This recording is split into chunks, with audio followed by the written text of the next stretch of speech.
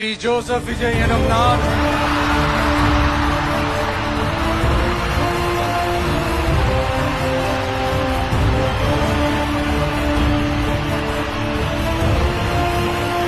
சட்டப்படி அமைக்கப்பெற்ற இந்திய அரசியல் அமைப்பின்பால் உண்மையான நம்பிக்கையும் மாறா பற்றும் கொண்டிருப்பேன் என்றும் இந்திய நாட்டின் ஒப்பில்லாத முழு முதல் ஆட்சியையும் ஒருமையையும் நிலை நிறுத்துவேன் என்றும் தமிழ்நாட்டு அரசின் முதலமைச்சராக உண்மையாகவும் உளச்சான்றின்படியும் என் கடமைகளை நிறைவேற்றுவேன் என்றும்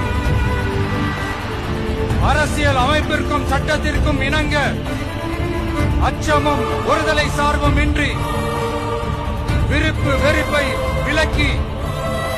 பலதரப்பட்ட மக்கள் அனைவருக்கும் நேர்மையானதை செய்வேன் என்றும் ஆண்டவன் மீது ஆணையிட்டு உறுதிமொழிகிறேன்.